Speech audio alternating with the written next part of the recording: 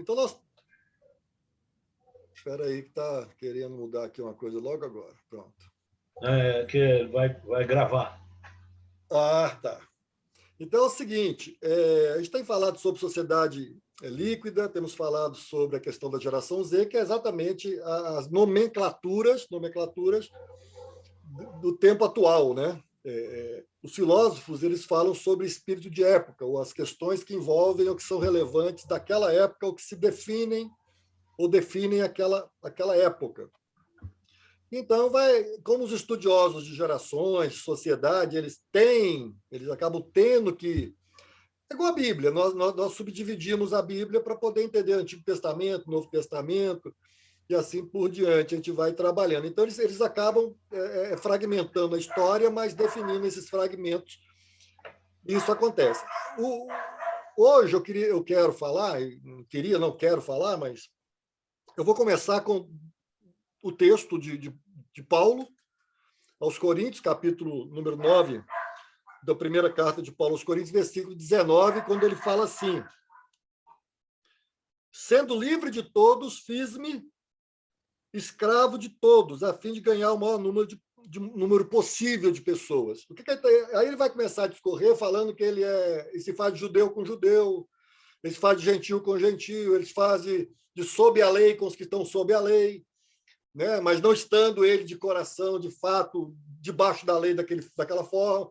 Também ele fala que vai ser como os que estão sem lei, mas não eles sem lei, a lei de Cristo ele abraça, mas, enfim, ele está dizendo que ele está compreendendo o seu contexto social e está tentando se aproximar das pessoas de acordo com a sua linguagem, de acordo com o seu perfil, de acordo com as suas buscas, de acordo com os seus credos, com a sua fé. Ou seja, Paulo não está desfazendo ou está tirando da sua vida ou instabilizando a sua vida em relação aos seus princípios e valores. Eles mantêm, a essência está nele, porque ele quer levar essa essência às pessoas, mas ele trabalha isso de uma forma contextual, de uma forma, até certo ponto, individual, em grupos, hoje seria falado tribos, né? Assim por diante. Então, a igreja precisa entender esse processo de Paulo, guardar a essência, mas entender o seu contexto, a sua contemporaneidade. Eu até tenho uma palestra que eu falo, né? Espiritualidade na contemporaneidade, que é muito importante, porque senão a gente fica sempre na contramão dos processos. E aí, Romanos, capítulo número 12, versículo 1, que diz: nós temos que ter a nossa renovação, pela transformação, pela renovação da mente, vai por água abaixo, porque se a gente engessa a mente, não dá certo. Então, a gente precisa, como igreja, como povo de Deus, como seres inseridos na sociedade, sermos impactantes nessa sociedade que nós estamos inseridos, não na passada. E a futura vai depender de como nós agimos agora também. O que acontece? Que é muito importante, a gente entender e fazer a leitura certa. Aí nós vamos entrar nessa sociedade. Quando se pergunta quais as virtudes, as coisas boas que existem, é meio complicado definir, vou trazer algumas, não fugir da raia, mas é meio complicado, porque é como dizer assim: nos últimos tempos, o pecado se multiplicará porque o amor de muitos esfriará. Aí você vai dizer assim: o que é que tem de bom nisso? O de bom nisso é que estamos chegando perto de uma revolução espiritual. Seria mais ou menos isso. A volta de Jesus, a restauração do reino na terra, a instauração do reino e a restauração da vida, da cosmovisão, da criação e da criatura. Então, quando a gente pensa em geração Z, e pensa em sociedade líquida, é importante a gente pensar. Por exemplo, já vou entrando, tá? Sociedade líquida, eles são fugazes, eles são frágeis, mas eles são maleáveis. Onde é que está a virtude aí? No fugaz? Não, porque o fugaz é o efêmero, é o pragmático. No frágil, não, porque eles estão sem estrutura, sem solidez. Mas maleável é uma virtude, porque estão abertos para entender, para serem moldados, porque a sociedade líquida e a geração Z estão nesse processo de maleabilidade. Eles se adequam e se adaptam rapidamente aos meios onde estão. Então, nós temos que aproveitar a maleabilidade e, através da nossa compreensão e da nossa maleabilidade também, chegarmos a eles com um discurso que possa alcançá-los, que possa impactá-los. Por exemplo, vocês já ouviram falar de um escritor chamado Byung-Chul Man? Alguém já ouviu falar de Byung-Chul Man? Talvez não. Byung-Chul Man, ele escreve para essa sociedade e todo mundo devia lê-lo, pelo menos para entender um pouco da sua linguagem, porque muitos jovens da geração Z estão lendo Byung-Chul Han. Byung, eu vou dizer para você, está aqui, ó. Esse aqui é um livro, eu tenho vários dele, tá certo? Eu leio. Byung-Chul é B-Y-U-N-G, B-Y-U-N-G, tracinho, C-H-U-L-H-N-A, depois. Byung-Chul Han. Então, por que eu estou citando ele? Porque ele é o espiritualista? Não, é porque o Byung-Chul Han ele está falando uma linguagem para a sociedade líquida, para a sociedade atual, para a sociedade contemporânea, né? Mas ele tem valores. Por exemplo, ele fala sobre a decadência do Eros no sentido correto do compromisso, do amor, da cumplicidade, da sedução correta, para um Eros pornográfico, fugaz. Então, é um cara que está falando uma linguagem para os jovens, trazendo valores importantes, porque ele fala da necessidade de não matar esse Eros correto, para não ir para o Eros pornográfico, prostituto, devasso, sem valor, sem relacionamentos verdadeiros. Ele fala, e aí é uma situação da geração Z, você pode perceber, é uma geração que cansa rápido. Não ele agora, eu estou dizendo, mas eu vou falar um pouco dele também. A geração Z é uma geração é uma geração de multi-informação, de multi-opções, de multi.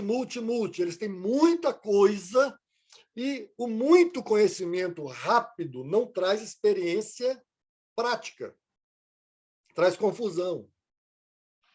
Essa correria atrás da experiência pragmática, da vida pragmática, tem trazido um cansaço para essa geração. É uma geração que, mais do que nunca, precisa de um atendimento psicológico. Aí entra a igreja, de novo. Nós precisamos aproveitar que eles estão abertos a uma terapia, abertos a uma situação de cuidado emocional, abertos a esse sentimento que eles têm de não pertencer. Eles precisam inconscientemente do pertencimento. Todo mundo precisa de pertencimento. Quem está muito solto acaba ficando deprimido, angustiado. E é uma geração angustiada. É uma geração de, como eu falei, de relacionamentos frágeis, fugazes, né, de trocas de parceiros regularmente, que antigamente falava ficar só, agora eles estão tendo experiências, que eles chamam, relacionamentos, prazer, é o hedonismo moderno, ou pós-moderno. Então, a gente precisa entender que a igreja precisa ter o Espírito Santo, está nela, não é a igreja que tem o Espírito Santo, é o Espírito Santo que tem a igreja, na verdade, né? O Espírito Santo é que guia e dirige. Mas o Espírito Santo ele nos dá entendimento para chegarmos às pessoas. E, às vezes, nós obstaculamos a ação de Deus por nossas mentes fechadas, hermeticamente ou estruturalmente fechadas. Nós não ouvimos o outro, nós falamos para o outro. É uma geração que você precisa ouvir, mais do que nunca. Mais do que você tem que falar o evangelho, mas para você falar a alguém, você tem que escutar esse alguém, entender este alguém, ser empático com este alguém. Concorda? Como é que eu vou falar para alguém que eu falo a mesma coisa para todos? Não dá. Eu não posso ter a mesma fala, a mesma linguagem, a mesma formalidade ou informalidade. Eu preciso conhecer o que eu quero que me ouça. Porque senão eu vou falar ao vento, eu vou esmurrar o vento, eu vou lutar contra o vento e cansa. Nós também. Mas essa sociedade é uma sociedade atual, a geração Z, é uma sociedade que ela cansa, e por isso que ela flui muito, ela é fluida, ela escorrega muito, ela está atrás de coisas que a sociedade atual não dá, que a sociedade líquida não dá. O mundo nunca deu, mas agora mais ainda. Eles têm muita informação, mas eles não têm conteúdo interior. Falta-lhes paixão. Ora, eu vou dizer uma coisa bem simples, né? Eu conheço jovens, e aqui onde eu moro, a gente está ali fora no lazer, eu encontro jovem, encontrei um dia desse, um que trabalha no Ministério da Cidadania, 24 anos, e ele se apegou a mim no sentido de conversa. Ele fala, nossa, você tem muito conteúdo, você fala, enfim. O que acontece? A gente tem experiência e a gente tem paixão. E a paixão, essa paixão, esse fogo que está dentro da gente, vem porque a gente tem valores estruturados, princípios estruturados, definidos.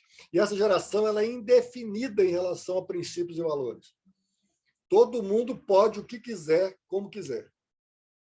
Então, eles não têm apego. A sociedade líquida ela não tem estrutura, ela não tem base. E nós já falamos da vida sobre isso. Jesus falou, se você vai construir uma casa na areia, sem base, sem alicerce, ela não aguenta. E essa geração não tem alicerce, não tem referências fortes de valores e princípios. Eles têm referências de sucesso, de prazeres, de experiências, de realizações, de fomentações virtuais, que eles vivem mais no mundo virtual do que no mundo real. Então, a competitividade aumentou, porque o volume é maior, mas também porque hoje nós temos diversidade de coisas, mas temos uma população indecisa, não coesa nos seus valores. Tanto é que já existem pesquisas que mostram como jovens entram na universidade e transitam de curso para outro curso até encontrar um que bata. Por quê? Porque não definiram um caminho. Não definiram o caminho. E a gente precisa, então, entender isso. Agora, tem algumas coisas importantes nessa sociedade, principalmente na geração Z, que a gente precisa perceber que são boas e que são, inclusive, agregadoras no nosso projeto de anunciar Cristo ao mundo, o Evangelho ao mundo. Eles são comunicativos. Gostam de conversar. Então, eu tenho muitos seguidores e muitos jovens. Eles gostam de conversar. Eles gostam de falar, eles gostam de conversar, não é só ouvir sermão, não. Eles gostam do diálogo, eles gostam da troca de ideias. Eu fui uma vez estava no Ceará, fui para uma serra com meus filhos e fui com os pais de uma menina lá também, que foi amiga deles e tudo. E na mesa, estávamos conversando e a filha desse outro casal deu a sua opinião e foi contrária à opinião do pai dela. E o pai dela, então, não gostou. Não gostou da opinião contrária, de ser contrariado na sua posição. E falou, tá vendo? Na mesa, tá vendo? É rebelde. O meu filho mais velho, eu falo, ele me escuta. Eu falei, me permita, eu não achei que ela não te escutou, eu só achei que ela te escutou, mas tem uma opinião diferente, é um direito dela. Ele não gostou do que eu falei também. Ou seja, essa geração gosta e precisa ser ouvida e dialogar. Não dá mais aquele antigo método nosso de eu falei, está falado. Porque é assim. É porque não. Já estava difícil, agora mais ainda. Eles querem conversa, eles querem que você diga por quê, eles querem argumentos. Então, isso de ser comunicativo é bom porque isso gera parceria, isso gera proximidade, isso gera conexão relacional. Outra coisa interessantíssima na geração Z, que eu já falei, é mente aberta. Eles estão dispostos a ouvir coisas. Eles não querem ser impostos. E a palavra impostos é terrível, né? Porque a palavra imposto é impor a alguém um peso, um tributo. Então, a geração Z e a sociedade líquida, elas não aceitam a imposição. E os nossos sermões são muito impositores. Muitas vezes. A gente vai logo taxando. Eles não gostam de ser taxados, eles gostam. Você quer falar, fale. A minha mente está aberta para ouvir. Contanto que você não queira me impor isso de uma forma que eu não tenha como opção ou direito de contra-argumentar que vem lá da comunicação. Agora, tem uma coisa que é muito boa, e vocês estão usando, pastores, nós estamos usando, às vezes, pouco ou muito, mas que ela pode ser mais ainda valorizada. Eles são muito criativos. Eles têm uma criatividade exatamente por causa desse domínio tecnológico, virtual, do celular, do notebook, da internet, de tudo. Eles manjam muito bem. Manjam muito bem, a maioria. Eu falo a maioria esmagadora, avassaladora. A geração Z da sociedade líquida é a sociedade que, quando você fala de nomes sobre programas, dispositivos, trabalhos, é elas que inventaram. Você quer ter uma ideia? A geração Z inventou esses emoji. De fato, essas carinhas, essas coisas que transmitem o que eles sentem por dentro. Então, eles são criativos, eles talvez não saibam falar tudo verbalmente, mas falam tudo tecnologicamente, virtualmente, criativamente. E isso é uma forma que nós precisamos para os nossos sites, para os nossos e-books, para os nossos sermões, que são interativos. Precisamos. E você pode trazer muitos jovens para a igreja com essa interatividade, com essa criatividade também. Eu já cheguei a ser um certo crítico, e por isso que eu falo, tem que ter a mente aberta. No começo, a gente começa a ficar difícil engolir algumas coisas. Eu comecei a ver algumas igrejas mudando cor de parede. Depois eu falei, cara, isso aí não tem nada a ver com espiritualidade e tem a ver também. Isso é um jeito deles de tentar fazer chegar a algum lugar. Tem gente que vai no modismo, aí é outro, mas quem inventou, quem arrumou alternativas, ele está tentando comunicar. Ele está tentando atrair pessoas que não iriam para aquele lugar tradicional antigo. Isso a gente precisa entender. Você precisa entender que nós estamos numa outra geração e a maioria dos pastores não nasceu nela. Eu já falei, um dia desse eu estava num evento pastores e um pastor de uma grande igreja estava falando assim, nós temos dificuldade, os jovens não querem assumir cargos pastorais, fazer teologia, e ele estava se queixando da substituição, do legado que deixaria. Pronto, depois do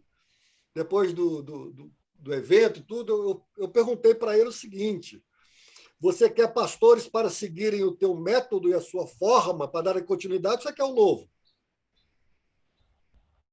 Você quer alguém para seguir o que você está fazendo, ou você quer alguém para fazer diferente, numa época diferente, com a cabeça diferente, contemporânea? Porque a maioria de nós, a gente está querendo pessoas que sejam nossos discípulos cópias. Cópias, não de valores e princípios, mas nossos discípulos cópia. E nós já não estamos cabendo muitas vezes nesse processo, e Deus quer trazer um novo e nós não deixamos. Aí o jovem diz assim, eu não quero esse tipo de sermão, eu não quero esse tipo de governo de igreja, eu não quero esse tipo. Então, eles são criativos, eles estão pensando em outras maneiras de ganhar pessoas ou de fazer o evangelho ser eficaz, de repente. E nós não queremos.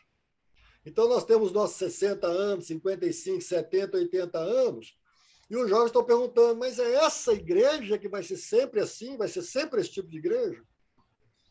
A igreja não pode perder princípios e valores, mas a igreja tem que ser contemporânea, ela tem que entender a sua contemporaneidade. Ela tem que entender que ela está numa sociedade fluida ou maleável, mas igreja, tenho estruturas e bases sólidas, mas sou maleável no contato, sou maleável na participação social. Então, eu estava ouvindo essa semana o Carlos Queiroz, né? Você deve conhecer o Carlinhos Queiroz, lá do Ceará. E ele estava ministrando sobre justiça e justiça social. Ou seja, hoje em dia, nós precisamos de igrejas que pensem de fato e falem de fato, mais do que já falou, ou para quem nunca falou que fale, de justiça social. Por quê? Porque eu trabalho no terceiro setor e trabalho desde 99 com a defesa dos direitos da criança e do adolescente, a gente viu que na igreja tem muita mulher que apanha, na igreja tem muitos abusos sexuais, Na igreja tem muitos maus tratos de filhos. Na igreja, por que eu falo igreja?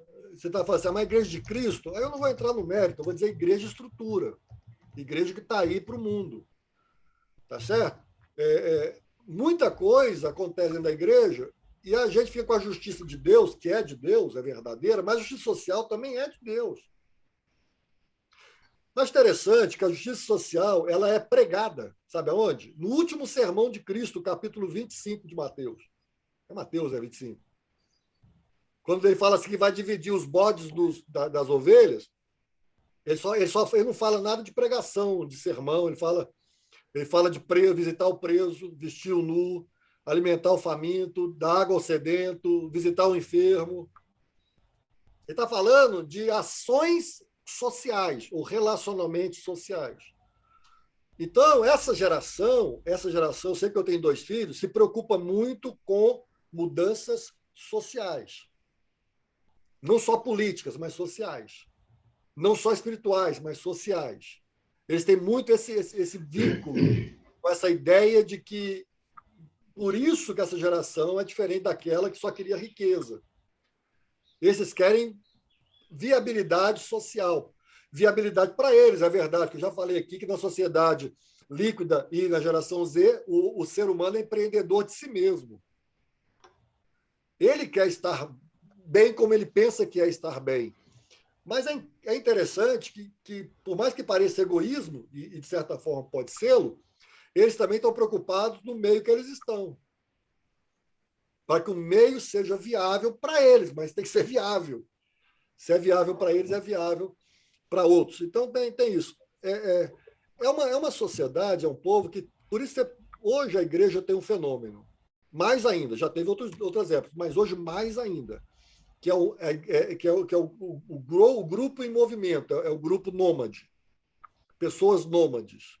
Hoje está lá com aí outra igreja apareceu com novidade, ele está lá. Então, eles são permanentemente adaptáveis a situações novas ou ambientes que os atraem.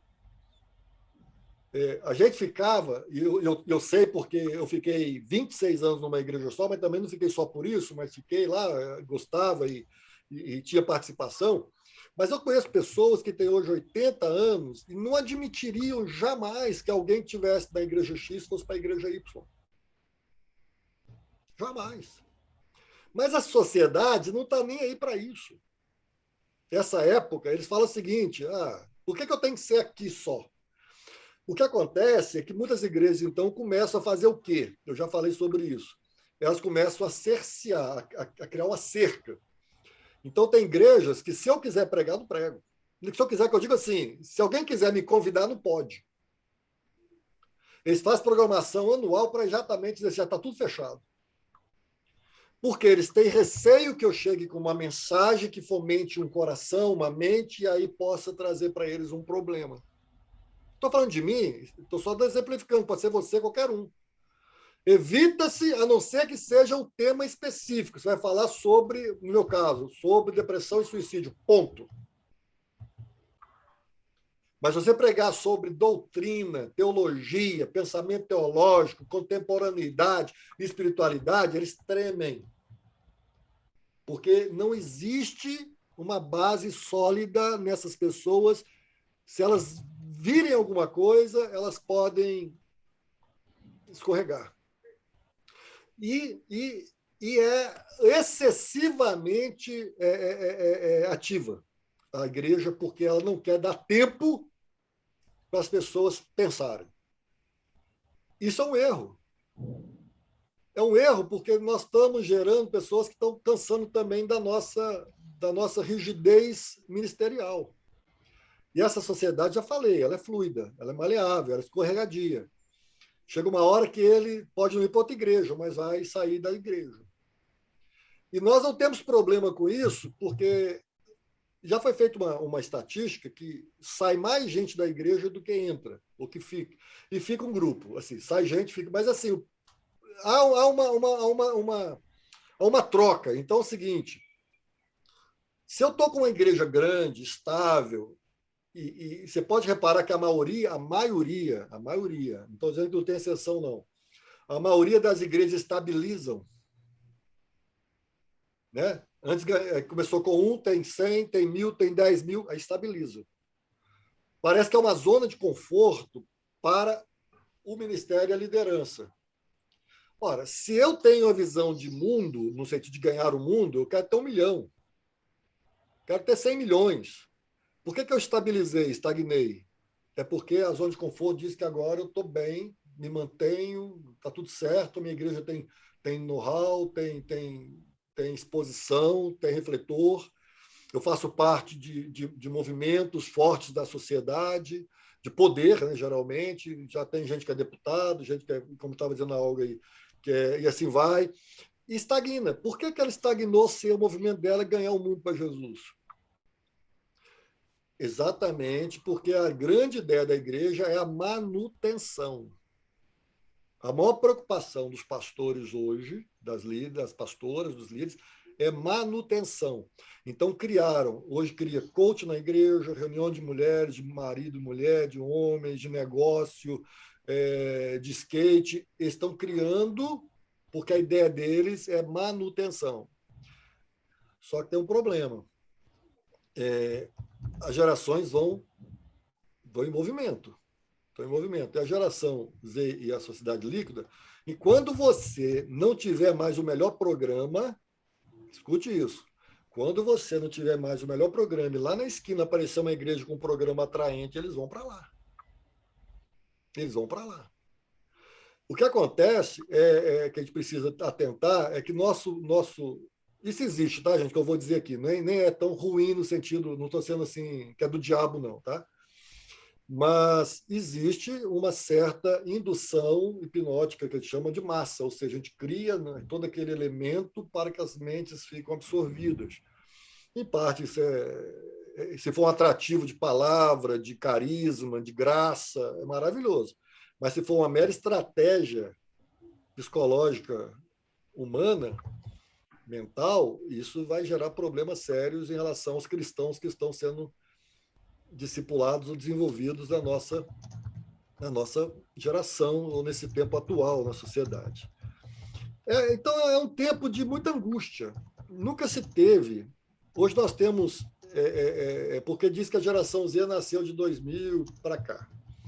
Então, mas nós nunca tivemos, em tão tenra idade, depressão e ideação suicida. Isso é um fator que a igreja precisa. Eu vou usar a palavra que parece negativa, mas eu acho que ela é importante no sentido positivo também, explorar. Ela precisa abrir. Eu conversei com uma vereadora aí de Curitiba, eu vou fazer uma live, porque nós estávamos conversando e ela falava assim, pastor Paulo, ainda tem muito tabu. E é interessante que a palavra tabu ela é mal interpretada ou traduzida por nós. E coloca tabu como algo que está acontecendo, que ninguém muda, vem de anos. Não, a palavra tabu ela tem muito mais sentido de proibição, ou seja, aquilo que é proibido tocar. Aquilo que é proibido falar sobre. Então, a igreja não fala sobre automutilação de adolescentes e suicídio. A igreja não fala de liderança em risco com depressão e suicídio. A igreja não fala da questão do comportamento de violência contra a mulher. Não fala. Ela fala de Cristo, salvação.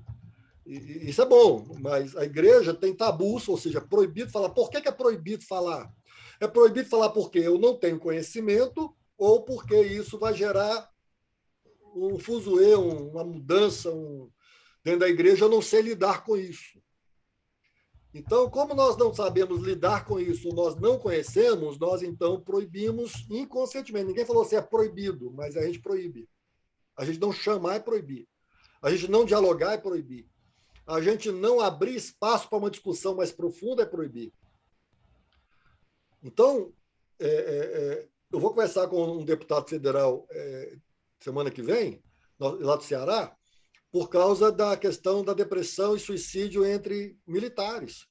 Você sabia que há 2 anos atrás, a última estatística plena que foi feita, morreu mais gente de suicídio de que confronto com bandido, de bala? Ninguém sabe, a maioria não sabe disso. Que policiais, militares, homens e mulheres, estão tirando a própria vida, e foi tipo assim, 100 e alguma coisa suicidaram e 80 morreram em confronto com bandidos. Quer dizer, está morrendo mais gente de suicídio tirando a própria vida do que morrendo em combate. Isso é ruim. Isso já faz a polícia militar de rua. Dentro do Exército, já foi estatística que a média anual, só no Exército, chega a ser 18 a 20 suicídios. Mas é tabu. O próprio Exército falava assim: tivemos baixa. Que baixa? Baixa por quê? Eles não falam. Baixa porque fulano, um soldado, tirou a própria vida. Agora estão falando, estão começando. Eu fui chamado, eu dei uma palestra lá no 25, o blindado ali do Bacaxeri. Porque, e na época que eu fui dar lá, um dos comandantes, que tem acesso à casa de armas, né, a casa de armas, pegou lá um fuzil, foi para o gabinete dele e tirou a própria vida com um tiraço, um tirambaço, e disse que a bala desse fuzil é aquelas balas horríveis, né, enormes, dá medo só de olhar. Tabu.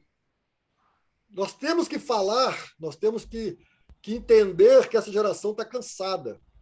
Eu falei do Byung-Chul Han, e ele tem um livro que eu estou até lendo, que é esse aqui, que eu já mostrei para vocês, já li outros, mas estou lendo esse agora, que chama Sociedade do Cansaço. Que essa sociedade moderna, pós-moderna, tecnológica, virtual, acesso a tudo, está cansada. Cansa rápido. E nós, como igreja, precisamos ser o repouso, o amparo dessa geração. Talvez nós estejamos com condição de ter um avivamento de fato, porque é uma geração que precisa ser alcançada no seu emocional, no seu coração, na sua mente, no seu espírito. É integral. Então, nós precisamos atentar para isso, porque eles têm dificuldade enorme de lidar com frustrações. Nós não. Quem aqui já não foi multifrustrado? Por quê? Porque a nossa geração era sólida por dentro, nós tínhamos resiliência. Essa geração não é resiliente na maioria dela. Essa sociedade ela é frustrada. Uma vez, olha, não precisa muito agora, não, mas um pouquinho atrás, uma vez eu estava em São Paulo e um motorista, um jovem motorista, a gente conversando, ele estava me levando para o local que eu tinha que ir. Não era táxi, não, era um motorista lá do município, lá da prefeitura. Aí, conversando com ele, aí eu falei assim, cara, vocês, na minha época, eu não tinha isso, não tinha aquilo, na minha época, eu contando a minha época para ele, e ele falou, você é seu Paulo, né? Dei meu nome para ele. Hoje a gente tem tudo para olhar, mas é pouco alcançável. Frustra só de olhar as vitrines, a internet, ver tanta coisa. Eu queria ter e não posso. Ou seja, é um volume enorme, mas não acessível, a maioria deles. É para quem tem dinheiro, né? Você pode comprar o notebook 15, sei lá, você pode comprar tudo, o iPhone, mas a maioria não. Por isso também é uma geração que avolumou muito a questão do crime, desses trombadinhas, porque eles querem ter. Está anunciado. Pior, essa geração ela é de polos capitalistas e que produzem muito riqueza. Se você for... mais frustrante quando você for para uma África ou para países pobres que tem internet, muitas vezes, mas a pessoa não tem como chegar aquilo tudo lá. Então, isso também ilude, eles são iludidos, porque eles não conseguem ver o contexto mundial, eles só olham o contexto deles particular. Por isso que eu disse que é uma geração empreendedora de si mesmo, né? Então, eles têm informação, mas não têm conhecimento real. Informação e conhecimento são diferentes, tá bom? Certo. Conhecer algo é diferente de saber sobre algo, tá certo? Eles são pragmáticos, eles querem tudo funcional. E eles têm muito e confundem muito. Ou seja, eles envolvem muita coisa e acabam tendo uma confusão interior, vai gerando um vazio, vai gerando uma carência, uma angústia muito grande. Então, hoje, a maioria das pessoas que procuram terapia psicológica ou psiquiátrica, ou atendimento psiquiátrico, são jovens. Sabe de que idade? 12 anos a 25 anos. Estão cansados. Estão cansados. Né? Tem alguém saindo aí? Tranquilo. Eliane precisa, está no hospital. Bem-vindo, Eliane, sempre. Prazer demais, viu? Obrigado, Eliane. Um abraço. E essa geração que eu falei... Vou terminar agora. Beleza. Eu vou terminar agora, já só para terminar mesmo. Eu tenho uma pergunta. Ah, tá.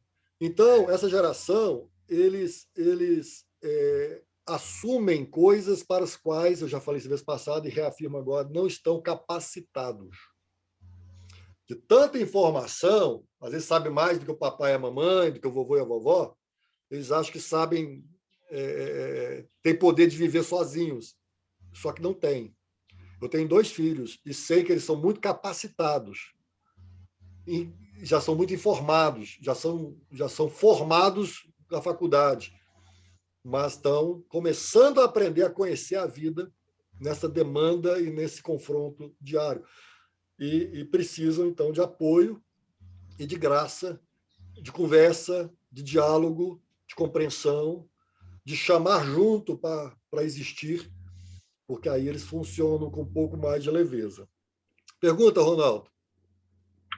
Então, a questão, quando você falou sobre a igreja trazer programas, né, para setores, e jovens, e empresários, mulheres, etc., e tal, não. Tá. Agora, conforme você está dizendo, as pessoas elas têm essas necessidades. Como é que a igreja, então, faria para alcançar sem essa programação?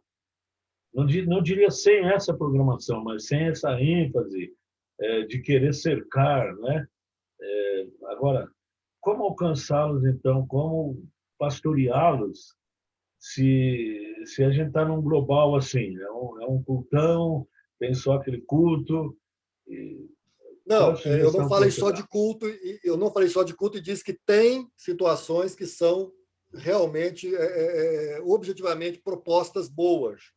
Sim. E que alguns fazem de outra forma. Mas a ideia é o seguinte, pensa bem, a sociedade líquida e a geração Z já é uma geração dispersa, onde a família fragmenta-se. Sim, sim. Se eu tenho culto para jovem na segunda, para os pais na terça, eu vou fragmentar do mesmo jeito, eu vou fortalecer o fragmento. A igreja precisa ter para jovens a linguagem, para casais e tudo, mas precisa ter família. Porque o grande problema da geração Z e da sociedade líquida é a geração do não pertencer. Se as famílias já estão fragmentadas, pelo excesso de atividade, um quer, enfim, não interessa, são vários. Interessa, mas são várias vertentes.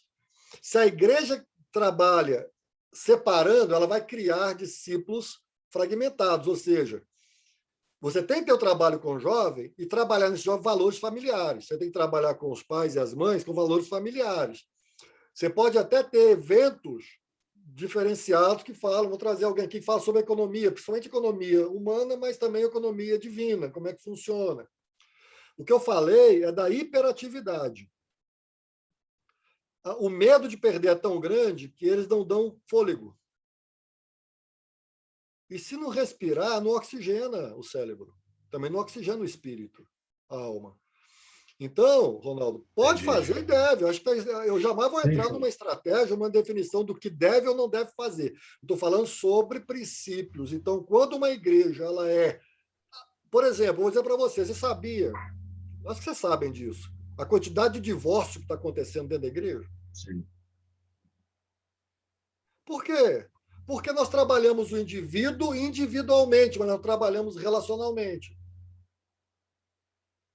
Então, o que acontece? Nós vamos dando você precisa, Deus, mas tira do convívio. As pessoas não têm tempo. Aí, quando tem tempo, o marido já está trabalhando, a mulher já está trabalhando, o filho já está na escola. Então, a igreja precisa entender que a relação com o templo, com o local físico, também tem que ter equilíbrio.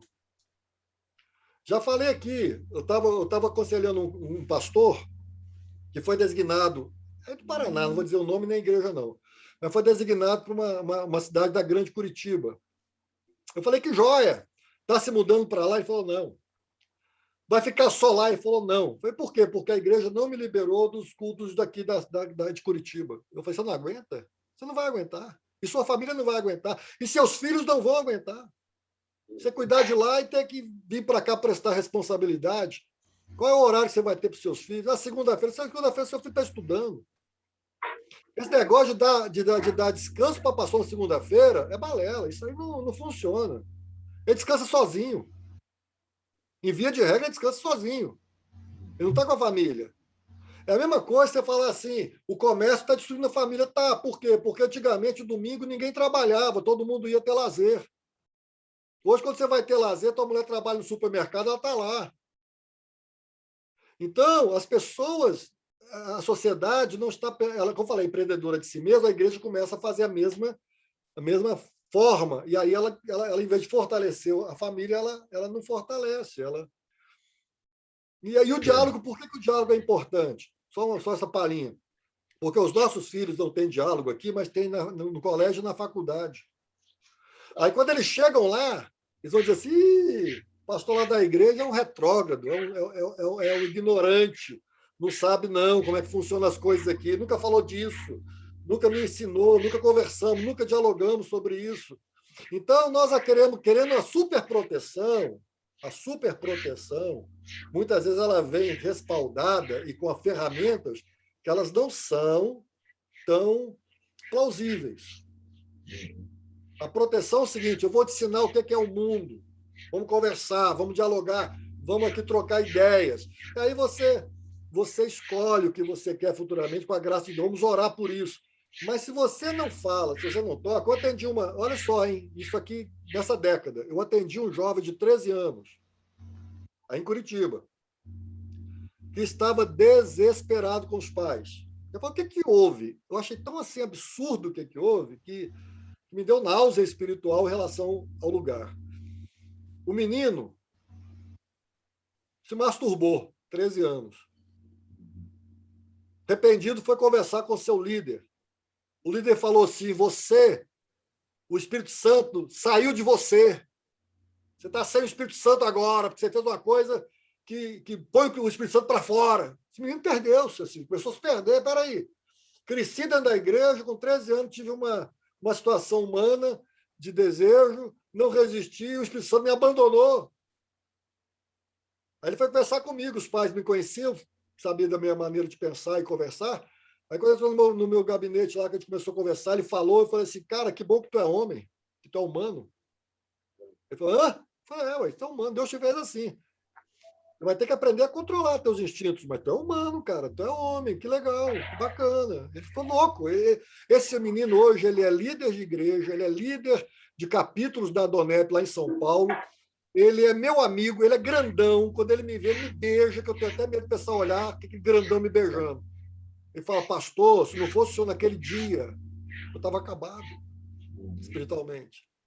Então, o que eu estou dizendo? Às vezes a gente usa uma ferramenta injusta, inadequada, usei esse termo por causa disso, não plausível, destruidora, castradora, e acha que isso vai. Aí o menino vai lá para a faculdade e começa a ver coisas, ouvir coisas, e fala, peraí.